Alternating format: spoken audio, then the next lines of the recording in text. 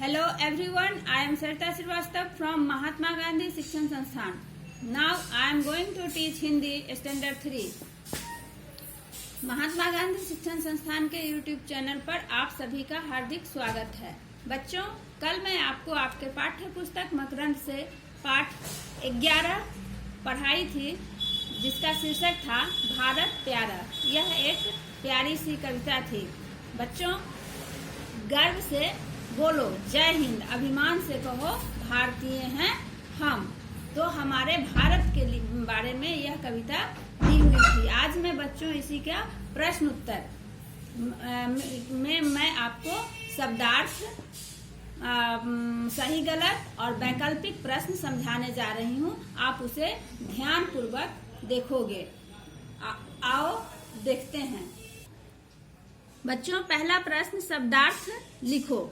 न्यारा, न्यारा का मतलब होता है सबसे अलग।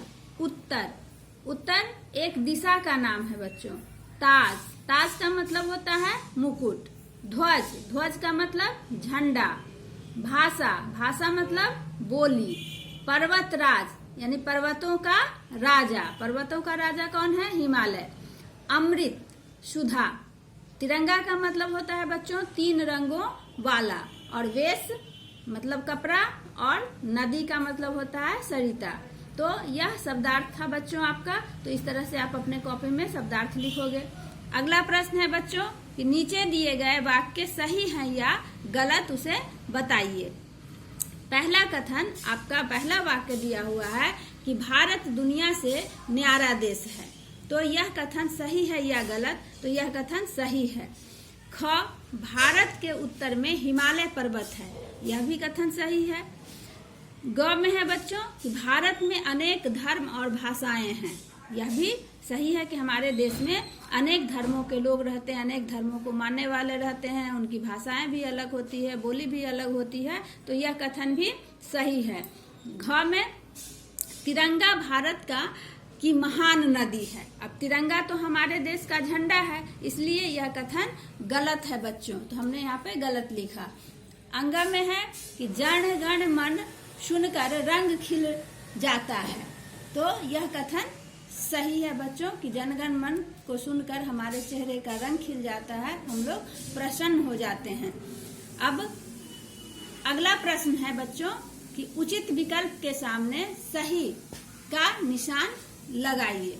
तो यह प्रश्न जो है बच्चों वैकल्पिक प्रश्न इसे कहते हैं। इसके 3 विकल्प आपके पाठ्य पुस्तक में दिया हुआ है। उनमें से एक विकल्प को चुनकर आपको लिखना रहेगा।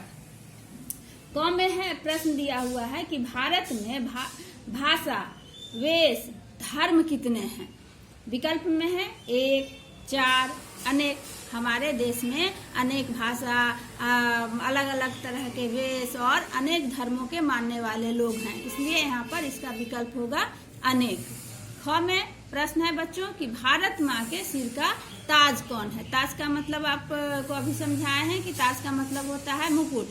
तो हमारी भारत माता के सिर का ताज कौन है? 3 विकल्प आपके पाठ्य पुस्तक में दिया हुआ है। पर्वतराज हिमालय, नदियां और जंगल। तो हमारी भारत माता के सिर का ताज पर्वतराज हिमालय है। अब ग में प्रश्न है बच्चों कि गंगा, कृष्णा, कावेरी क्या है?